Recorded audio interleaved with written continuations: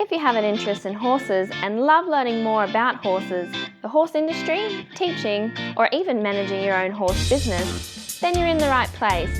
We would love you to join us on our mission, which is to improve the lives of horses around the world through the education of riders, handlers, and trainers. So get comfortable, listen in, and enjoy.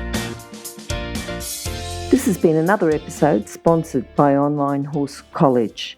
If you haven't had a look at the wide variety of equine-specific accredited courses, then go to onlinehorsecollege.com and I'll see you over there. If you'd like to acquire more customers and generate more sales with less effort, then talk to Sophie Barrington at Archer Creative. She's the first only full-service equine marketing agency in the Southern Hemisphere, serving Australian and international equine brands. Go to horsechats.com, search for Sophie, search for Barrington, or search for Archer Creative, and you'll find her contact details at the bottom of the page. Now, today I'd like to introduce someone who's a bit of a silent achiever. She's in her own part of the world, going out with horses and humans and making the world a better place for them. And coincidentally, that's the name of the business that we're going to talk about.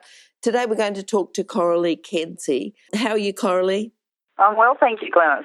I'm looking forward to talking to you because I think this will be a really good conversation on what you're doing and what other people are able to do as well, just by, having the same mindset to go out. And while they may not be going on and becoming Olympic riders, they're going out becoming better people themselves and making the horses better. So I really, I'm looking forward to talking to you about this. Yeah, thanks for the opportunity, Glenys. It's great to be able to tell the world. Good. Now, you know that we're going to start off with a favourite quote. Yes, you've let me know about that one. Yes. So what do you think? What is your favourite quote? Well, I really like what Tom Roberts wrote, one of the old schoolmasters. Mm-hmm. Tom Roberts wrote about end of lesson. Yes. And this is a little voice in my head that reminds me that always when we're with the horse there is a lesson. Mm-hmm. So let's have a think about what that lesson is and make sure you finish on a good note and don't keep going over and over the same thing until it gets sour. So end of lessons has always been a really good one for me. Yeah. We've had a few Tom Roberts quotes and I don't know if we've actually had that one, so that was good to introduce. Now, we talk about how people started with horses, but I'd like to talk about the whole horses and humans and how you started the type of business and the type of industry that you're in now, which is a bit more than just working with horses because you're really working a lot with people as well. So can you talk to us a bit about how this all started? Well, Maddie Samani and I have been involved with each other's horse practices on and off over 20 or more years. Mm-hmm. It's quite scary how long. Yep. And we finally got to a place where we could actually set up together, and after lots of discussions and thinking where we were both at and thinking how we can best use our knowledge and experience and how we can pass it on to others. And so Horses and Humans came to fruition about 18 months ago now. Yep. And we had the opportunity then to work with people and horses and help to develop them into better ways of working together. Yep. Now, when you say that, better ways to working together, helping people and horses, tell us a bit more about what you do and even give us one or two examples of the types of things and the types of achievements that you're getting. Right, okay, well, I guess that because neither of us are spring chickens and we have a big, wide range of experience, this has been an opportunity to bring all those skills together. So our business actually has several facets. Firstly, we provide equine-assisted personal development in equine therapies as equine specialists, and that's utilising the horse and the nature of the horse and the intuition of the horse to work with people who are experiencing mental health issues. We've worked with families, parents and children who have been involved with domestic violence, for instance, and it's quite amazing to watch the empowerment develop over a relatively short period of time as they interact with the horse, listening to the horse, watching the horse, and of course the horse is observing them and reacting to them. And they learn so much about themselves and about their own possible empowerment and perhaps developing knowledge of what they've been doing wrong Yep. or knowledge of what they can do better. And that's had amazing results. And when we surveyed before and after, we see 25-30% improvement in life skills and self-awareness and so on. And that's just a joy to see that happening. So that's one area of the business. Yep. We're also provide riding instruction to able-bodied and para-riders.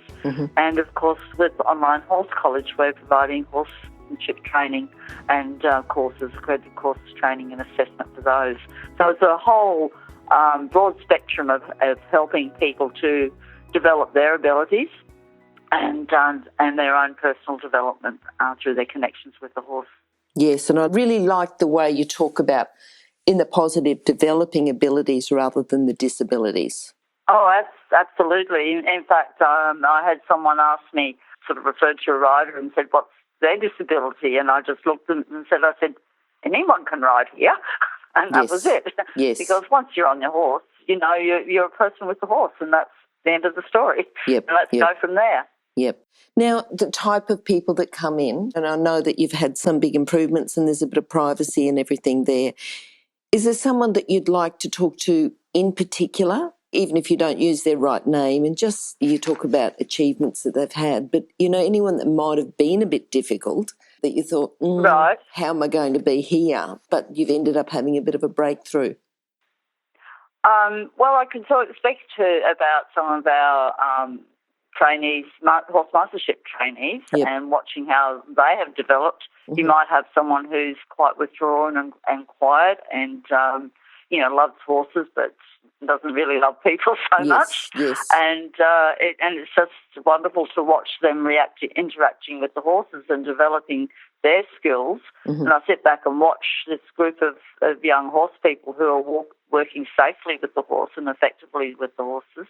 Yep. And just recently I had a situation where I had quite a number of riders coming in for lessons and a number of horses to prepare for those lessons. And I was able to say to this young person, can you prepare these 4 horses for the riders in the next lesson? And, walked away to carry on another lesson and came back and the work was done. So I've done properly and effectively, and that person then feels so much more proud and confident in themselves, and they're much more communicative. Starts with the horses and progresses onto their communication with other people as well. Yep, good. Tell me, if someone would like to work in the area, I mean, obviously they've got to have, it's not a young person, it's someone who's got a vast knowledge of horses already, to keep people safe. But they want to give more back, the same that you and Maddie do. But if they'd like to work in this area, where should they start? How should they start to be able to interact with the type of people that you do? And not just to find the people, but to have the mindset that you do, that, you're very particular, you're very safe, but you also, you look at those very subtle cues that not just horses give, that people give, and you notice them and, you can improve on that. So how can someone even start to look into this area of the horse industry? I think actually seeking qualifications, whatever they be and whatever level, is a good starting point, because even though you might think you know lots and lots in the horse industry and you've been around horses all your life, there is so much more to learn. And in starting on doing a qualification of any sort is going to expand your knowledge for a start. Yep. Talking to people in the industry in the particular areas is great, and we welcome people to come out and have a chat and work out what their goals really are and help them work towards them. But there's so much information out there now, and it's a little bit challenging sifting through it all. Some is good and some is not so good, as has always been the case. But with technology, it's just at our fingertips, but it's not always the right information that we want. So that's a challenge in itself. So it's good to speak one-on-one with people, and I think that's something that we tend to lose a little bit these days. So it's good to have to talk to Maddie or myself, or contact someone like yourself and have a face-to-face conversation. And then developing those horse skills. I mean, just working with groundwork, there is so much to learn, and it's a lot of self-awareness too, because often we're giving off the wrong cues, wanting a horse to go left and we're actually facing right, for instance. Yep.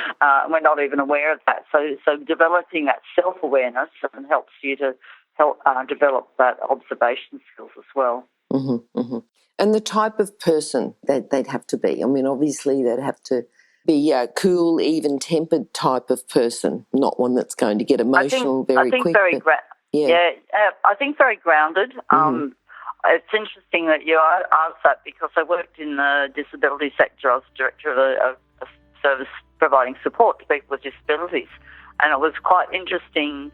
The questions that we would ask, and it wasn't so much the person's training that came in, it was their ethics and their acceptance of people generally, and that's, I think, is what's important, that we just treat people as equals.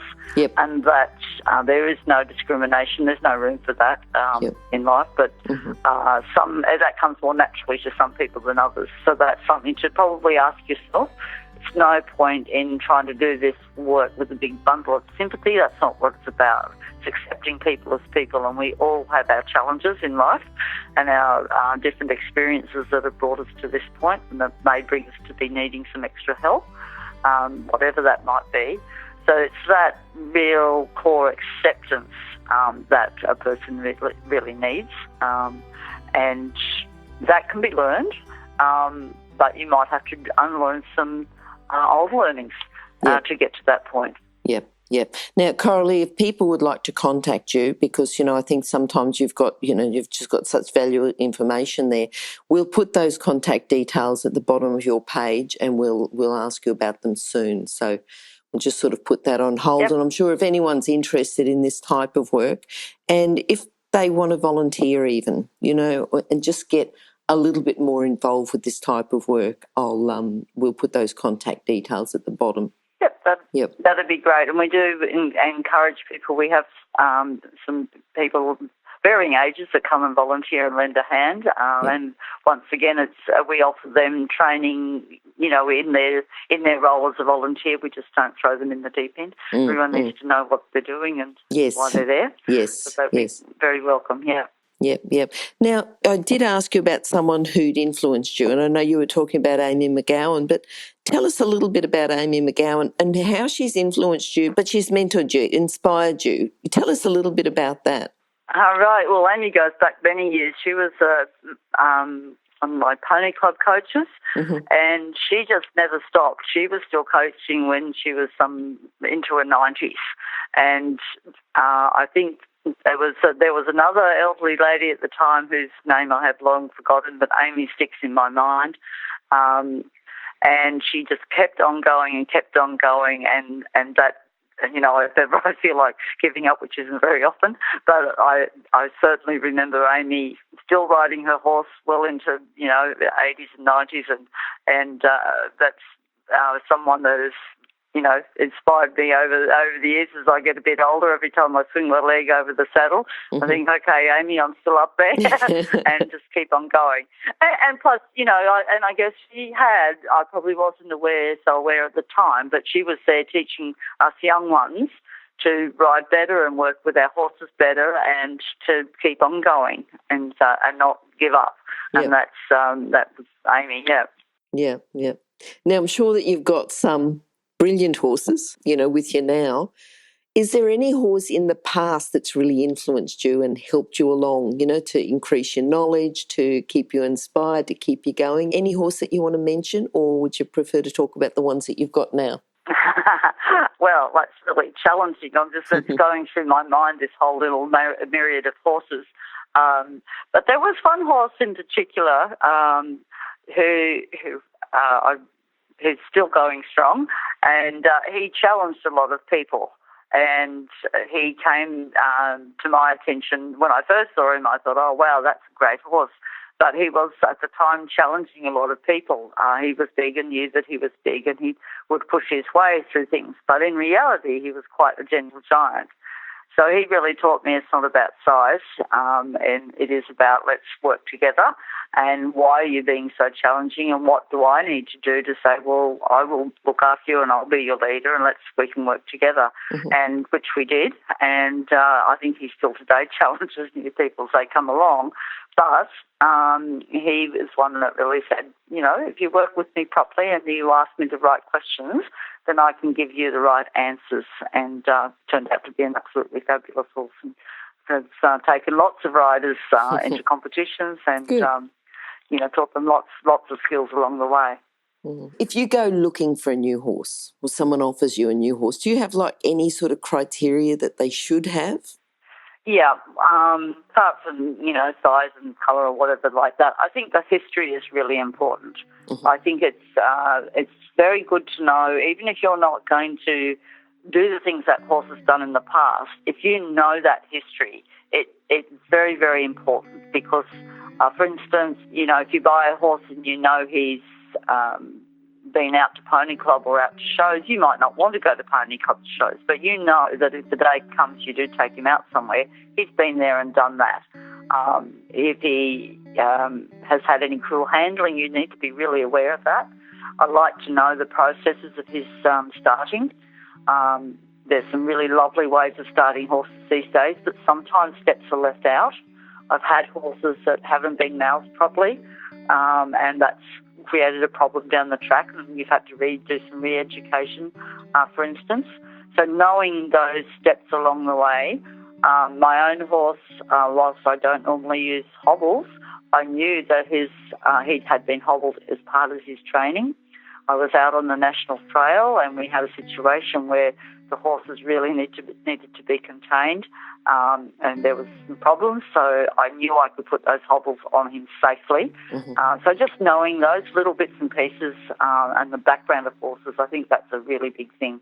Know where they've been and what they've done and who they've done it with. Okay. That's a great starting point. Good.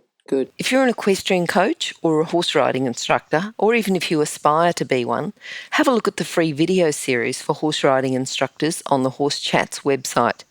Go there now, have a look, horsechats.com. Now, thinking about if I'm going to ask you your proudest moment, not just with horses, but with people.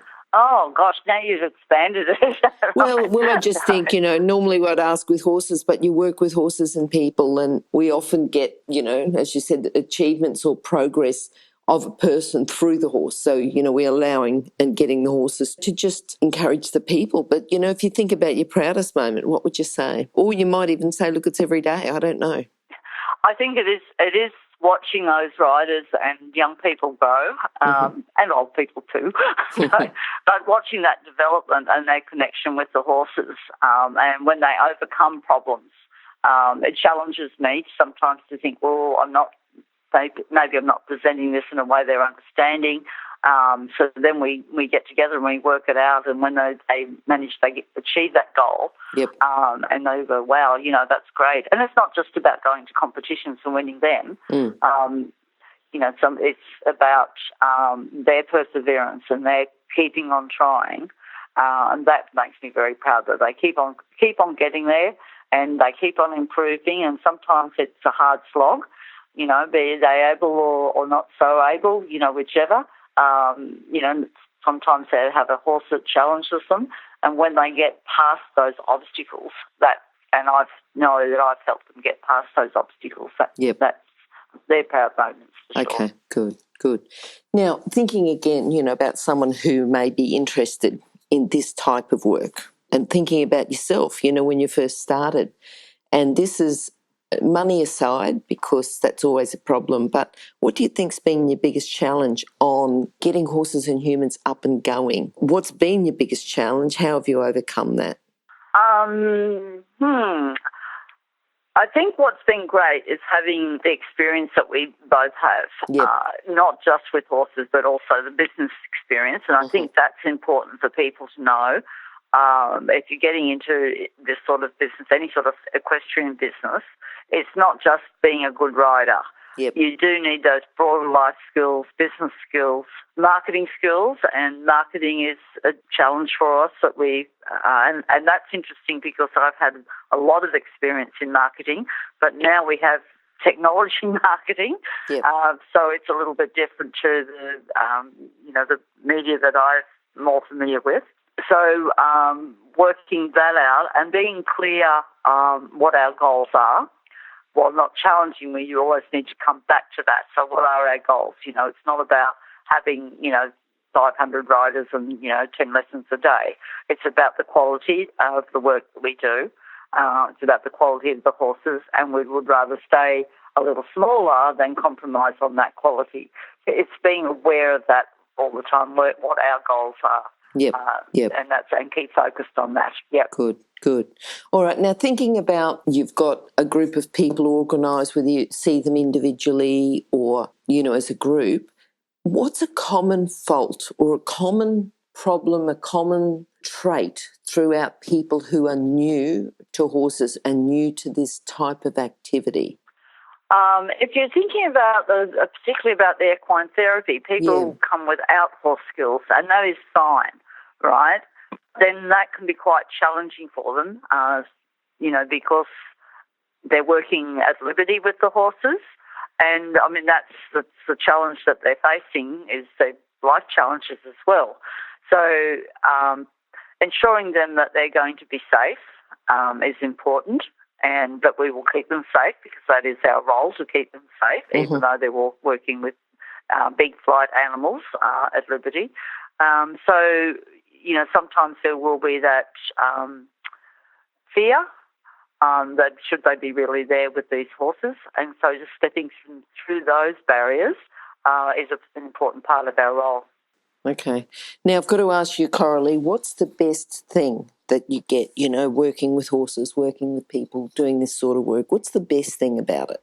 I think the connection that people have with horses and they can get with horses is not just about sitting on them and the riding. So be it through the equine therapy or be it, just working with them in paddock and feeding them and grooming them and so on, watching and feeling that connection that you can have with a horse, and watching people that haven't had that horse experience and going, wow, this is so good and so calming, and this horse really knows what I'm about, and getting really in touch with their emotions is quite often because they're just there, present in the moment with the horse, that touch and that connection and that feel.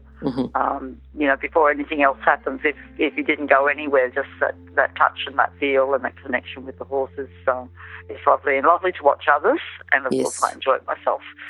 Yeah. Good.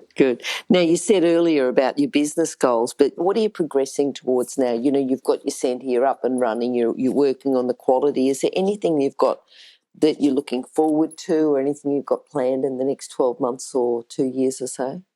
Yes, how long was a piece of string? What we would it costs to do equine therapy. That's a given, right? What we would like to do is to be generating more income streams that can help support those programs. Okay. So that people who may not have the funds to access those programs can get the help that they need. We've seen such great benefits, and people move on from their the challenges in life through having those programs. So we know they work. We've got data to support that. Yep. So if we could set up more income streams that would help support those that can't always support them, because often when people are in those situations, they're not in a position to pay for the therapies. So that would be a really nice thing to be able to do, and that's on our list of goals for sure. Good. All right, now, before we go, just if you were going to summarise the whole philosophy of Horses and Humans, how would you do it just in a couple of sentences or a sentence? Really is about personal development in partnership with the horse. So that personal development comes either whether you're riding the horse, whether you're doing horse mastership, or whether you're training. It is all about personal development. Okay, good. Now, Coralie, we talked about the contact details. What's the best way to contact you? And those details will be at the bottom of your page as well, which will be on horsechats.com/Coralie Kedzlie, or just go to horsechats.com, search for Coralie, or search for Kedzlie, which is Kedz or Zie. So anyway, there Kedzlie. Okay, yes. That's okay. It's a bit of a mouthful. I'm sure they'll get the Coralie anyway if they can't get that, so it'll be fine. That's right. There's not many of us around. Yep. All right. What's the best way to contact you anyway? Yep. Yes, you can go to our website, www.horsesandhumans.com.au, and there's a contact page there, or you can email on info@horsesandhumans.com.au, or you can give me a call on 0414 830383. Okay. And we have an office number, but if I give it to you back to front, that won't be a good idea. Okay, so we'll make sure we've got the correct office number and put that at the bottom of the page anyway. So if you go to horsechats.com, search for that. All right, Coralie, brilliant talking to you, and as I said, I'm really looking forward to it because I think Coralie's one of those people who really is a silent achiever. The operation's small, but it's good quality. And I think if we can have millions of those all over the world will be a much better place. Wouldn't that be nice? Yep. Okay, thanks, Coralie. Thanks, Glenys. Now, if you're still there, you probably know that I'm absolutely passionate about education within the horse industry. That's why I host this podcast. My other venture is Online Horse College. Have a look now at onlinehorsecollege.com and I'll see you over there. Remember that our comments and instructions are general in nature and do not take into consideration your individual horses or your individual ability and circumstances. If you enjoyed this podcast, then please leave your comment below.